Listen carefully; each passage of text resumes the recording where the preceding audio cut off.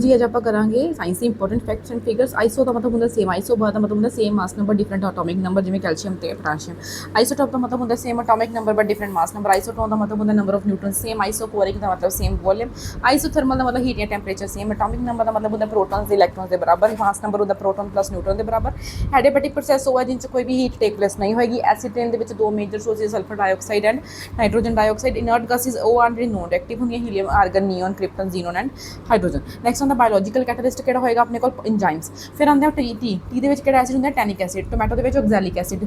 Milk दे विच या सॉर मिल्क दे विच लैक्टिक एसिड। लैमन दे विच सिट्रिक एसिड। आंट दे विच फॉर्मिक या मिथेनोइक एसिड। एप्पल दे विच मैलिक एसिड। ग्रेप या टैमरिंड दे विच टार्टरिक एसिड। विनेगर दे विच एसिटिक एसिड। टर्मरिक दे विच tartaric acid. Sulphur acid H2SO4। फिर अपने को आंदा निट्रिक एसिड जिन्होंने आप बोलते हैं HNO3। फिर आता अपने को hydrochloric acid HCl। Sodium bicarbonate baking soda या NaHCO3। Washing soda Na2CO3 to 10H2O। Sodium chloride NaCl। Urea NH2Cu NH2। बच्चे आ मेजर अपने को एसिड्स ने जोड़े आप करने ने। फिर अपने को जी आता है लाफिंग गैस जिन्होंने बोलते हैं nitrous oxide N2O। Tear gas that is chloropicrin CS। Cylinder gas बच्चे प्रोपेन बुटेन ते इथेन। स्मैल डिटेक्ट कौन करता है ethyl mercaptan. Bhopal gas tragedy 1984 methyl isocyanate करके हुई सी। कंडक्टर के इलैक्ट्रिसिटी करंट होंगी। इंसुलेटर के करंट नहीं होंगे। बहुत प्रॉपर्टीज होंगे कंडक्टर इंसुलेटर सैमी कंडक्टर को। मैटल्स किहड़े होंगे जो गुड कंडक्टर्स होंगे। ठीक है मैटल्स आर गुड कंडक्टर्स। ठीक है फिर अपने को जी आता है टोटल बोन्स कितनी अपने को 206। मसल्स कितनी अराउंड 637। फिर अपने को क्रोमोसोम 46 23 पेयर। रिब्स कितनी 24 12 पेयर। स्ट्रोंगेस्ट लार्जेस्ट बोन कि femur. Smallest bone is stapes. Next is बच्चे अपने को largest gland is liver pancreas insulin diabetes. Dermis बच्चे स्किन फसते। Digestion starts from mouth with the help of saliva. Next बच्चे अपने को हार्ट के 4 चैंबर होंगे।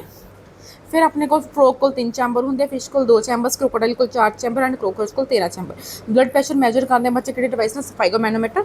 सिस्टोलिक बच्चे 12 120 and diastolic is 80। Normal sugar fasting 70 to 100। फिर आई डोनेट बच्चे कॉर्निया। सेंसिंग कौन red blue green. Myopia near vision far vision नहीं होंगे।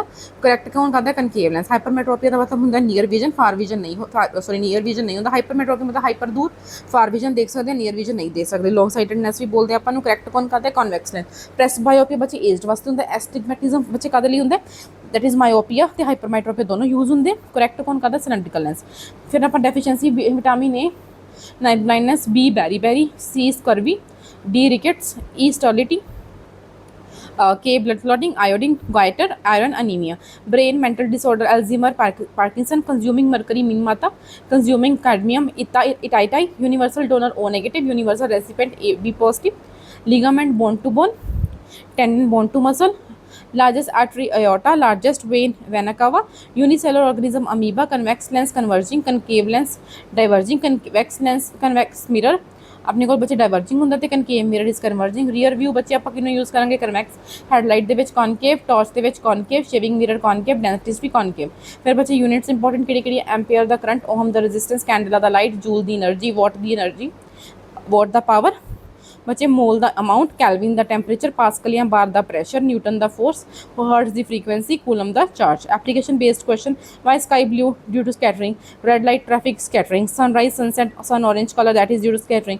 ऑप्टिकल फाइबर बच्चे Narinder Singh Kapany that will be the Kapany that will be the father of optical fibres. Optical fibre are based on the principle of total internal reflection diamond spark total internal reflection star sprinkle reflection water in the picture cools evaporation cooling effect rainbow reflection ते refraction. White light split into 7 colour dispersion sun के fusion नहीं होंगी fission नहीं होंगी। Outer layer की बोलते cornea. पास कर लो बच्चे हाइड्रोलिक ब्रेक के आप यूज़ करते हैं। Bernoulli's theorem airplane fly time taken by sunrise to reach the earth is 18 minute 16 second.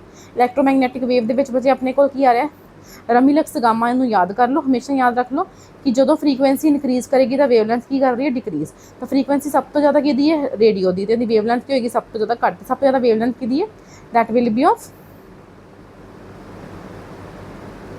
Remote बच्चे आप इंफ्रारेड यूज़ करते हैं। मिसलेनियस ड्राई है सॉलिड CO2 लेस के बच्चे नाइट्रोजन गैस पाई जाती है। बल्ब फिलामेंट टंगस्टन का बनया हाई मेल्टिंग पॉइंट होंगे। Bulb is basically argon.